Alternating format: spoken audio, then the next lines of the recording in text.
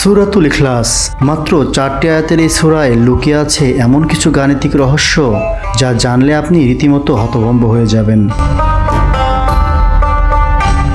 সূরা ইখলাস পবিত্র কোরআনের সবচেয়ে ছোট সূরাগুলোর মধ্যে একটি, কিন্তু এর সংখ্যাগত বিন্যাস কি শুধুই কাকতালীয়, নাকি এর পিছনে রয়েছে বিস্ময়কর এক নিপুণতা।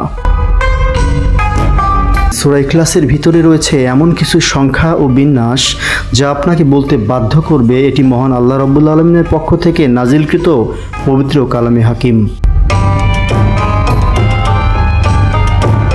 আজ আমরা দেখব কিভাবে এই 4টি আয়াতে এমন কিছু সংখ্যাগত বৈশিষ্ট্য রয়েছে যা সূরা ইখলাসকে বিস্ময়ের এক অনন্য উচ্চতায় নিয়ে গেছে।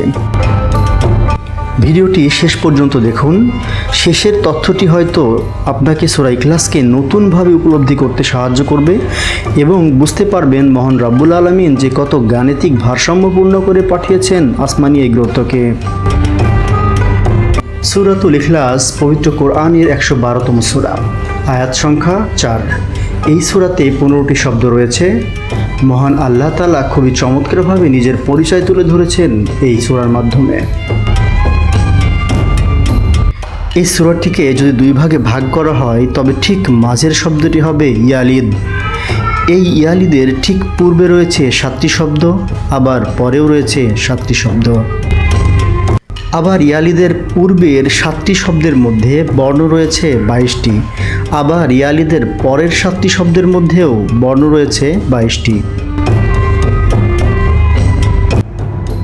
যদি বর্ণ দিয়ে চিন্তা করা যায় তবে এই লাম বর্ণটি রয়েছে সম্পূর্ণ সূরার ঠিক মাঝখানে। আশ্চর্যের ব্যাপার হচ্ছে এই লামের পূর্বে রয়েছে 23টি বর্ণ এবং লামের পরেও রয়েছে 23টি বর্ণ।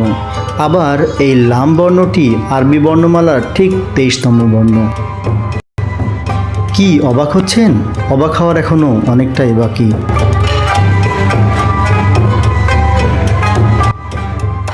ইয়ালিদ শব্দের অর্থ হচ্ছে তিনি কাউকে কখনোই জন্ম দেননি, অর্থাৎ এখানে রাব্বুল আলামিন জন্মের কথা বলেছেন।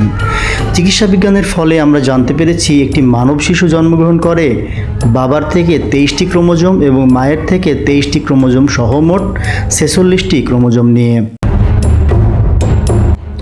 মহান রব্বুল আলামিন তার নিজের পরিচয় দিতে গিয়ে এই 23-এর গাণিতিক ভারসাম্য দ্বারা হয়তো এটাই প্রমাণ করেছেন যে 23 জোড়া ক্রোমোজোম নিয়ে জন্ম নেওয়া মানুষের বৈশিষ্ট্য।